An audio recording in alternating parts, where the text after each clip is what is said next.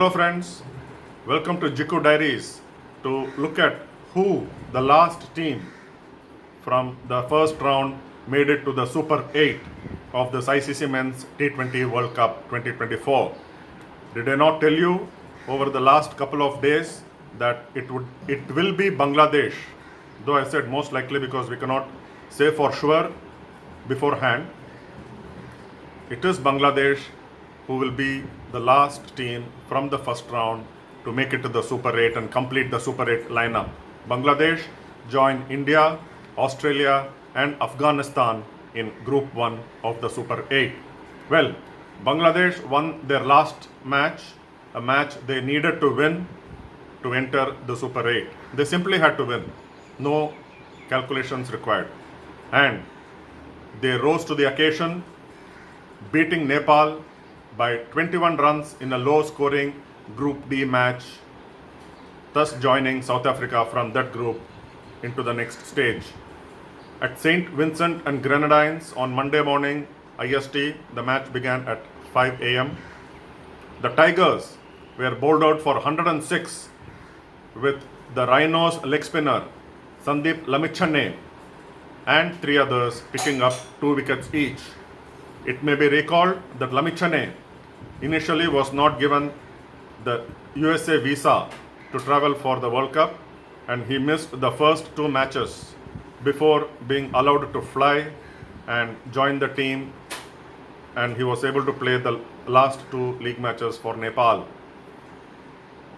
He figured in the previous match in which Nepal squandered in the end to lose by 1 run to South Africa, a match they ought to have won and produced the second biggest upset of this World Cup after USA stunned Pakistan. The only threat for Bangladesh before their match against Nepal came from the Netherlands, who also could have gained entry into the Super 8 but at Bangladesh's expense.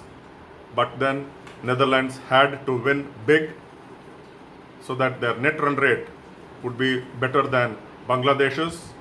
So Bangladesh had to win against Sri Lanka in the match that started at 6 a.m.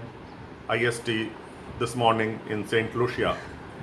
Netherlands, who had 2 points, would have gone to 4 points had they won against Sri Lanka, and had Bangladesh lost, they would have been on the same 4 points each. But then Netherlands had to have a better net run rate than Bangladesh if they had to go, which was an outside chance. Bangladesh had 4 points before their match against Nepal, and their win against Nepal took Bangladesh to 6 points, thus settling all the matter. Realistically speaking, Bangladesh won, yes, and took their points to 6, leaving Sri Lanka and Netherlands result redundant. As it happened, Sri Lanka posted 201 for 6, the joint highest total in this World Cup, along with Australia's 201 for 7 they scored against England in Bridgetown on June 8. And this was also only the second time that a team has crossed 200 in this World Cup so far. Sri Lanka bowled Netherlands out for 118 to win by 83 runs. It was a consolation win for Sri Lanka, who were already eliminated from the tournament in the first round itself. Talking of consolation victory, Pakistan, already eliminated from the first round and who did not make it to the Super 8, earned one such victory in their last Group A match against Ireland in Lauderhill, Florida.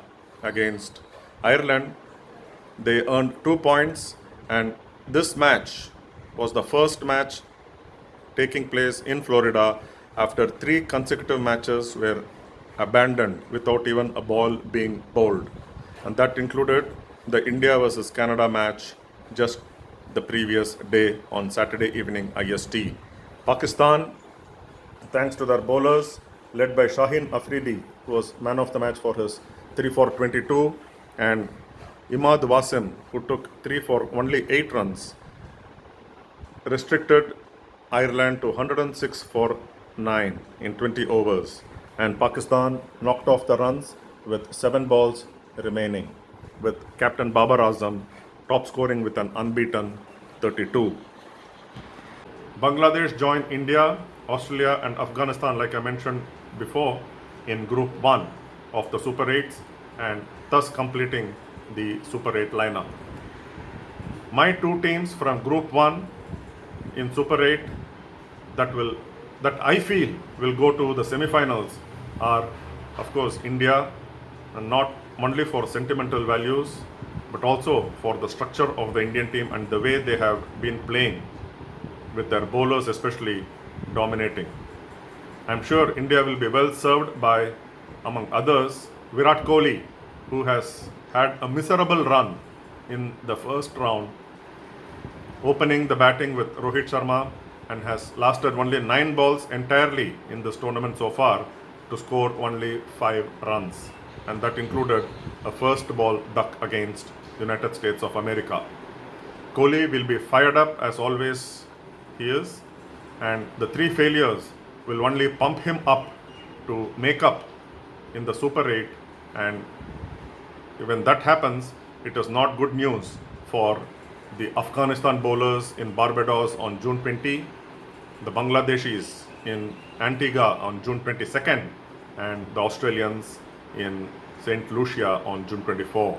All these matches starting at 8 p.m. IST. The second team from Group 1 that I feel will enter the semi-finals has to be Australia, simply for their all-round strength and their ability to come up on top, especially in the ICC events. But then, I'm not ruling out Afghanistan, and they have gone into the Super 8 winning convincingly against Uganda, New Zealand and Papua New Guinea. Afghanistan bowlers have been on top, and their medium pacer Fazal Haq Farooqi is the leading wicket taker in this World Cup so far with 12 wickets. Afghanistan bowlers have been on top of their opponents, that they won by 125 runs and 84 runs respectively against Uganda and New Zealand, and their third win was by 7 wickets against Papua New Guinea. So this shows how dominating Afghanistan have been in this World Cup, and they are becoming a force to reckon with in the white ball format of late. Afghanistan play the West Indies, who also qualified for the Super 8, and they play on Tuesday morning, 6 a.m. start IST in St Lucia, though the result has no bearing at all in any manner, as the fixtures in the Super 8 are already determined. It doesn't matter whether Afghanistan win or lose, but then either team would want to go into the Super 8 with a clean slate. Both the teams have won 3 matches each. It is Afghanistan that India will play in the first Super 8 match, that is in their first Super 8 match, and God forbid, if India go down, it will give Afghanistan the boost and they could go all the way into the semi-finals. With that confidence, India certainly will not take Afghanistan light, nor any other team. The Super 8 matches start at 8 p.m. and 6 a.m. IST from June 20 to June 24. Thanks for watching. Until next time, take care and stay safe. Bye-bye.